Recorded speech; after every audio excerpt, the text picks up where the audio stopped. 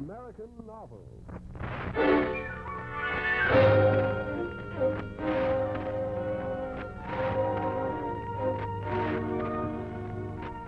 The golden days of youth.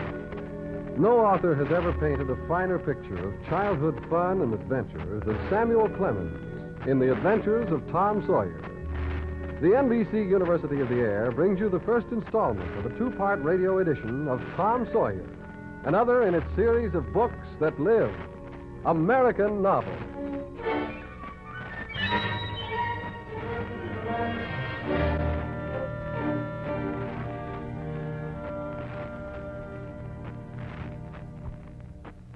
Summer is coming to St. Petersburg by the big Mississippi, and all the summer world is bright and fresh and brimming with life.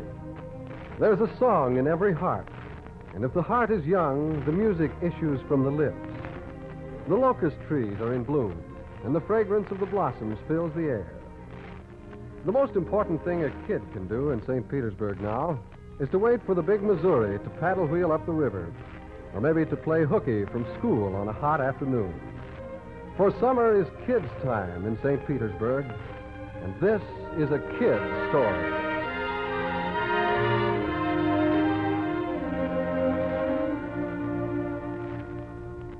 Yes, kids' time in St. Petersburg. Usually they're everywhere, screaming and yelling and playing and crying. But just at this moment, every one of them is missing, especially... Tom! Tom! What's going with that boy, I wonder? You! Tom! There's my broom. Oh, here.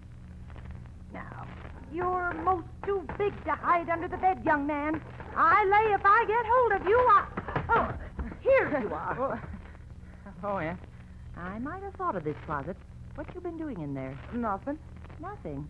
Look at your hands. And look at your mouth. It's jam, that's what it is. 40 times I've said if you didn't let that jam alone, I'd skin you. Hand me that switch. Yes, Ann. My, look behind you, Ann. What on earth? Oh, hang the boy.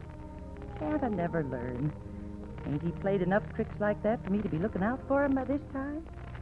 But my goodness, never plays them alike 2 days.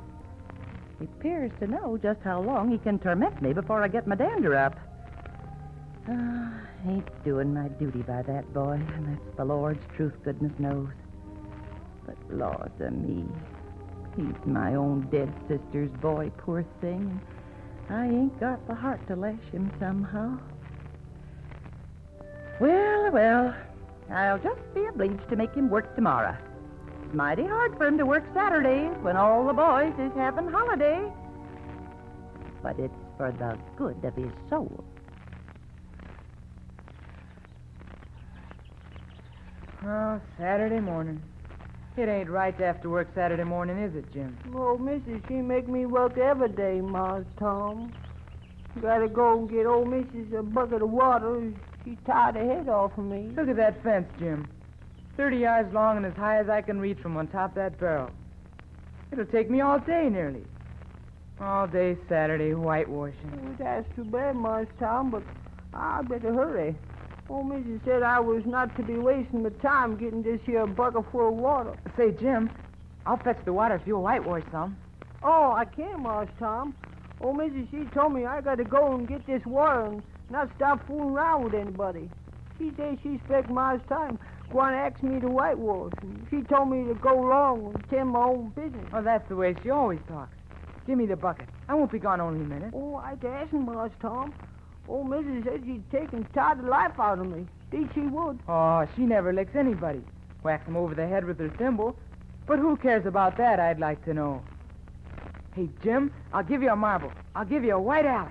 Now, Mars Tom. White alley, Jim. My, that's a mighty gay marvel. But I was powerful afraid old And Missus... besides, if you will, I'll show you my sore toe. All right. Let me see. Oh, load up! I'll show you something sore beside a sore toe. I don't want to have to watch you anymore, Thomas Sawyer. Yes, sir.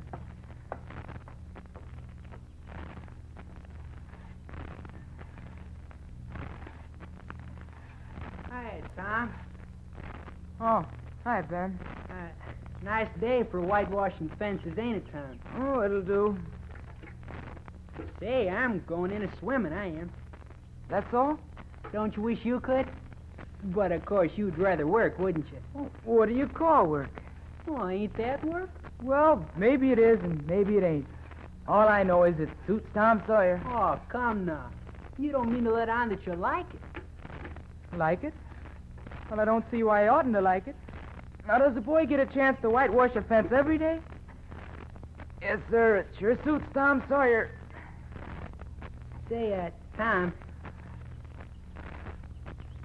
Say, Tom, let me whitewash a little. Well, no, I reckon it wouldn't hardly do, Ben. Oh, Tom. You see, Aunt Polly's awful particular about this fence. Right here on the street, you know. But, Tom. Yeah, she's awful particular about this fence. It's got to be done very careful. Why, I reckon there ain't one boy in 1,000, maybe 2,000, that can do it the way it's got to be done. No, is that so? Oh, come on. Let me just try. Only just a little. I'd let you if you was me, Tom. Ben, I'd like to, honest Injun. But Aunt Polly, she would... Well, Jim wanted to do it, but she wouldn't let him. Now, don't you see how I'm fixed? If you was to tackle this fence and anything was to happen to it... Oh, shucks, I'd be just as careful. Just let me try. Say, I'll give you the core of my apple. Well, here. No, Ben, now don't. I'm afraid... I'll give you all of my apple. Oh, all right. Here's the brush, Ben. Now, be careful, Ben. Oh, I will, Tom. How do you hold it? Like this. Oh, all right. I see.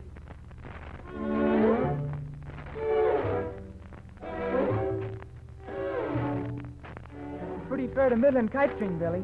You can be after Ben. Give you my tadpoles, Tom. Let me be next, Tom. I got a swell brass doorknob. A fly in a bottle, Tom. How about my juice heart? A tin soldier. A piece of A chalk. nice old dog collar. Come on, Tom. Give us a turn.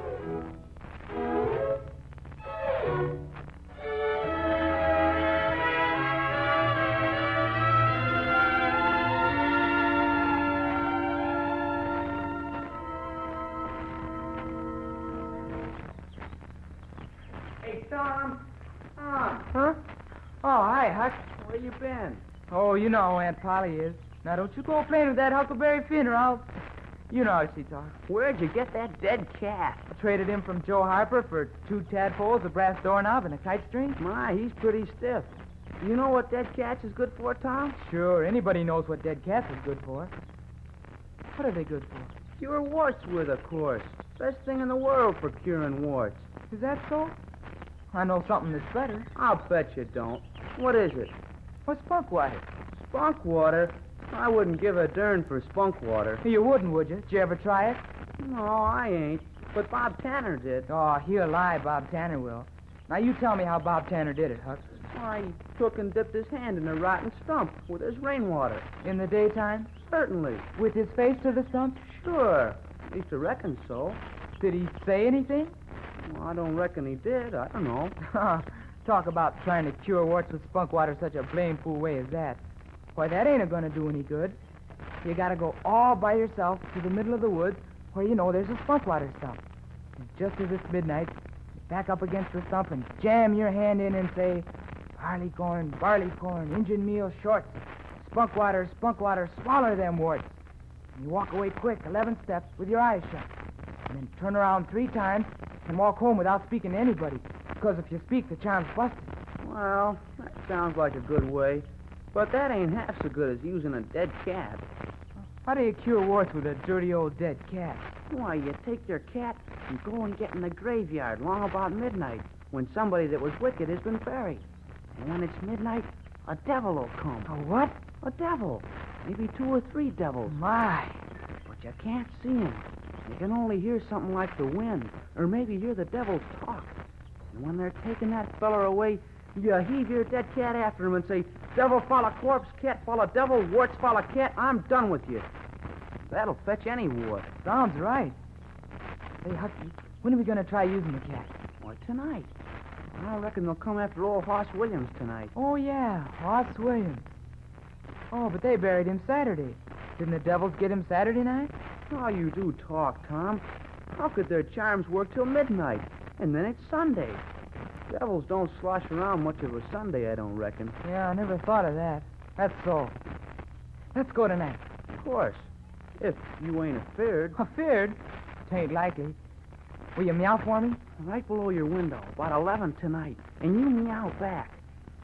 Looks like it'll be a kind of dark night, all right. Kind of dark and scary. Sure you want to go, Tom? Yeah, sure, Huckleberry. You meow and I'll come down the rain pipe like always.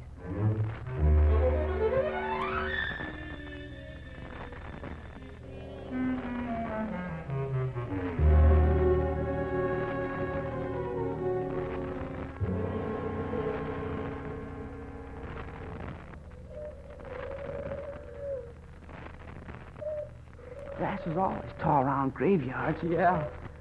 Well, the moon's out, so the devils ought to be easy to see tonight. Yeah. Say, Hucky, do you believe the dead people like it for us to be here? Oh, I wished I knowed. It's awful solemn-like, ain't it? Yeah, I bet it is.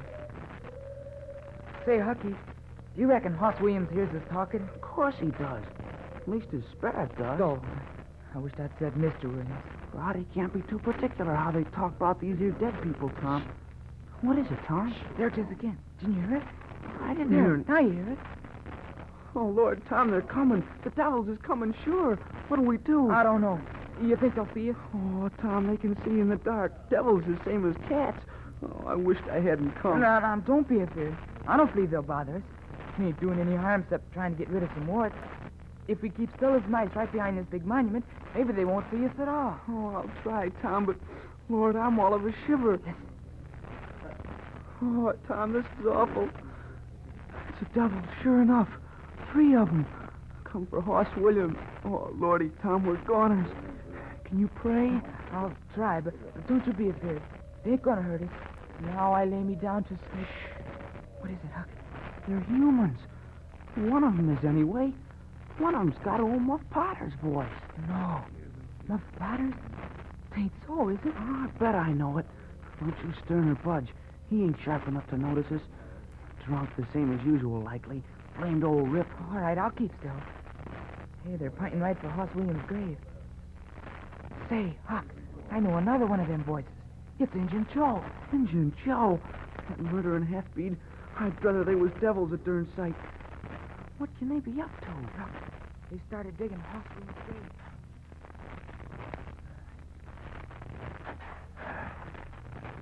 Hurry, men. Moon might come out any moment. Take it easy, Dr. Robinson. We'll have your corpse for you. No time. But you must hurry. If anyone saw me here, my practice would be ruined, I tell you. Wouldn't that be too bad? Yeah. They didn't put him very deep, did they?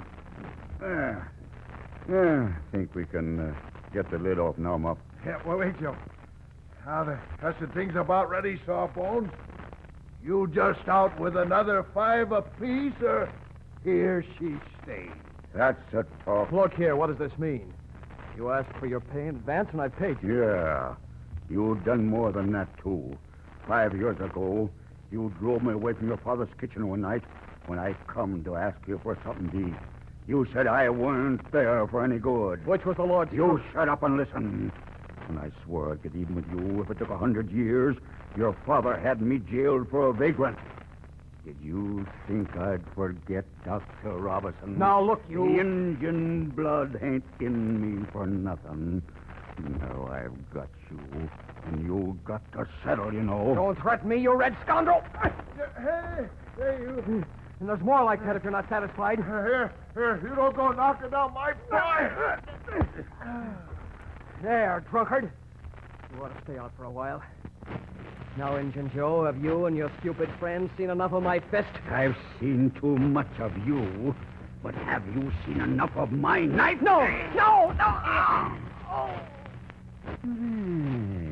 Dr. Robinson, that score is settled. Now, just a minute till I... There. Come on, Muff. Come on. Come on out of it. Come on. Get up and face him up. Face it? How is this, Joe? It's a dirty business. Dr. Robinson. Joe, he's dead. What'd you do it for, Muff? I never... What did I do? Oh, say, now, look here. That kind of talk won't wash. You still got a knife in your hand. Yeah. Oh, my. I thought I'd got sober. No business to drink tonight. I'm all in a muddle. Can't recollect anything of it, hardly. Oh, tell me, Joe. Honest now, old feller. Did I do that to the doctor? Well, you said yourself. He's dead, ain't he? Joe, I never meant to. Upon my soul and honor, I never meant to. Joe, oh, tell me how it was, Joe. Well, you two were scuffling. Then he fetched you one, and you fell flat. Then up you come, all reeling and staggering like, and snatched a knife and jammed it into him. Oh, no. Just as he fetched you another awful clip. And here you've laid, as dead as a wedge until now. Oh, I didn't know what I was doing. I wish I might die this minute if I did. All on account of that whiskey and excitement, I reckon. I never used a whipping in my life before, Joe. They all say that. Joe, don't tell. Say you won't tell, Joe. That's a good fella. Well, I always liked you, Joe, and I stood up for you, too. Don't you remember? You won't tell, will you, Joe? No, sir. You've always been fair and square with me, Muff Potter. And I won't go back on you. Now, come on, let's get going. Oh, Joe, you're an angel. I'll bless you for this the longest day that I live. Come on now. That's enough of that. Come on, the moon's coming out. They gone, Huck? Yeah, I guess. I'm sort of scared to look. Huckleberry, what do you reckon will come of this? If Dr. Robinson's dead, I reckon hanging will come of it. Do you, though? Well, I know it, Tom. Who'll tell? We? What are you talking about? Suppose something happened and Injun Joe didn't hang. Why, he'd kill us sometime or other, just as dead sure as we're a-laying here. That's just what I was thinking to myself, Huck. Hucky, you sure you can keep Mum? Tom, we gotta keep Mum, you know that. That Injun devil wouldn't make any more of drowning us than a couple of cats. Now, look here, Tom. Let's take and swear to one another. That's what we gotta do. Swear to keep Mum. I'm agreed. It's the best thing. Would you just hold hands and swear that... Oh, no, that wouldn't do for this. That's good enough for little rubbishy common things. But there ought to be writing about a big thing like this. And blood. Oh, good, Huck. Blood. Here, let's take that old piece of shingle, and I'll write it out quick while the moon's still out. All right. Here's the shingle. What you gonna write with? I got a little piece of red chalk. Oh, that's fine. What's it saying, Tom? Huck Finn and Tom Sawyer swears they will keep Mum about this. They wish they may drop down dead in their tracks if they ever tell, and rot. That's just fine. Now we'll sign it in real blood and bury it. I got a pin, Tom. Ouch! That hurts, Tom. Now what? Now make an H and an F on the shingle with the blood. Like this. There now. Tom, does this keep us from ever telling? Always? Of course it does. It don't make any difference what happens. We gotta keep Mum. Why, we'd drop down dead of our tracks if we ever said anything to anybody about who really killed Dr. Robinson.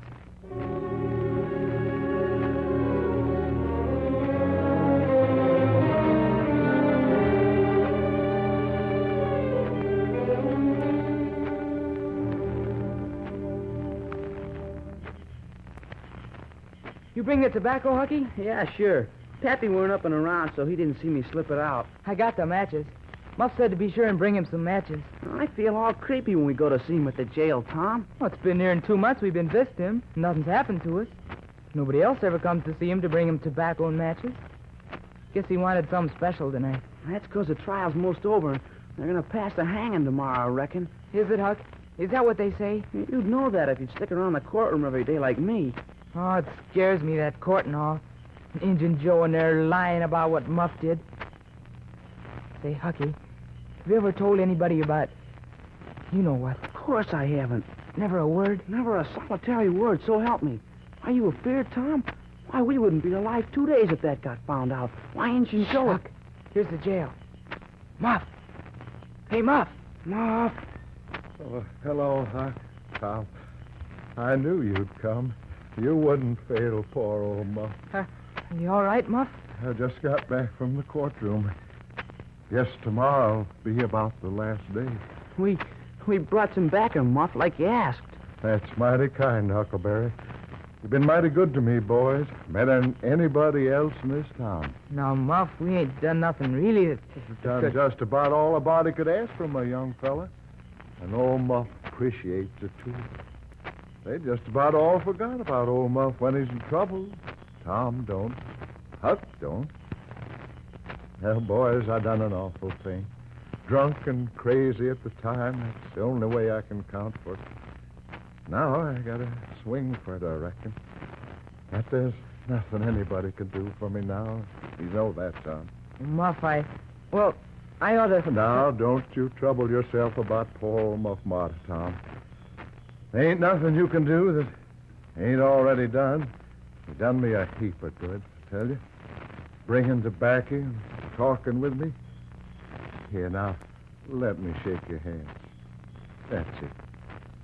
Yours will come through the bars, but mine's too big. Little hands, weak. They've helped Muff Potter a power, and they'd help him more if they could. Oh, Muff, don't talk like that. I mean, we ain't done nothing. We better go, Tom. Yeah, I reckon. Bye, Muff. We'll see you tomorrow.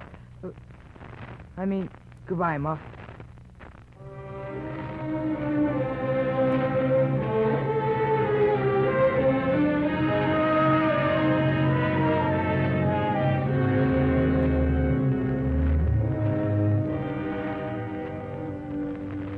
They'd help him more if they could.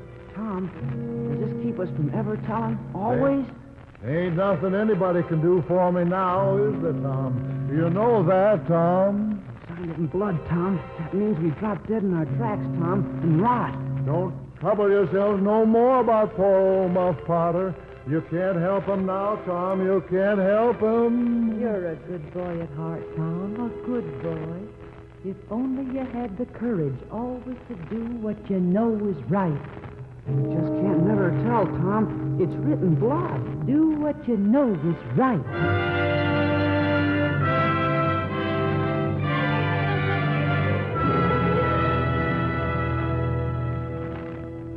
You want to see me, young man? Yes, sir. I had to see you, Mr. Sanford. I just had to. Well, please hurry. I'm busy with this trial today. Oh, it's the trial I got to see you about. They said you were for Muff Potter in the trial. Muff's lawyer. And you gotta listen to me, Mr. Sanford.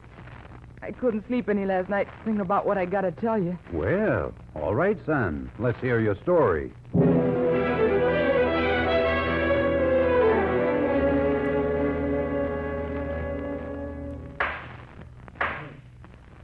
Has the counsel for the prosecution completed his case? By the oath of citizens, whose simple word is above suspicion, we have fastened this awful crime beyond all possibility of question upon the unhappy prisoner at the bar. We rest our case here. Thank you, counsel. Has the counsel for the defense any further remarks? Your Honor, in our remarks at the opening of this trial, we foreshadowed our purpose to prove that our client did this fearful deed while under the influence of a blind and irresponsible delirium produced by drink. We have changed our minds. We shall not offer that plea. Call Thomas Sawyer.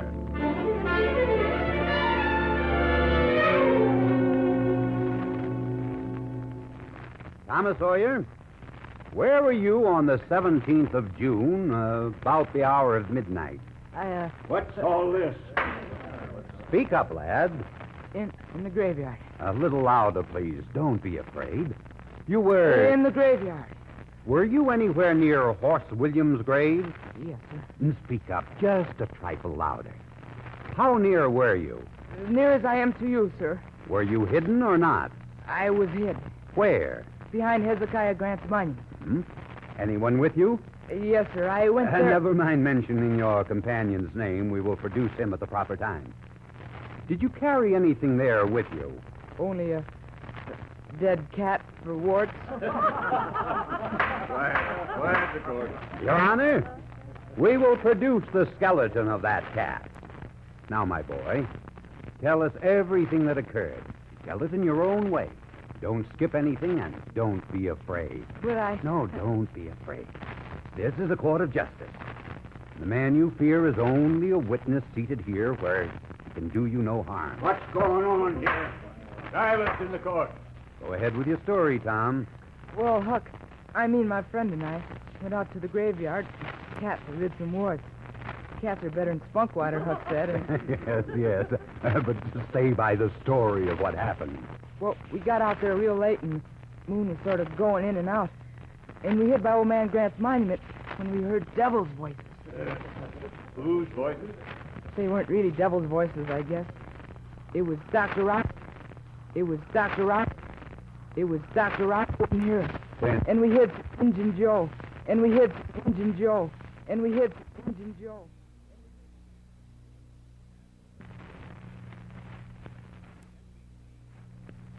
American novels.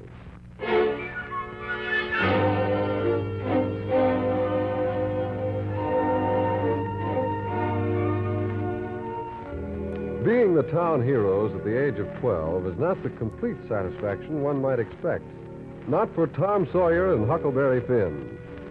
The shadow of revenge hangs heavy over the heads of these two young men as the NBC University of the Air brings you the second and final installment of Samuel Clemens' immortal story of golden days on the Mississippi, The Adventures of Tom Sawyer, another in its series of books that live, American novels.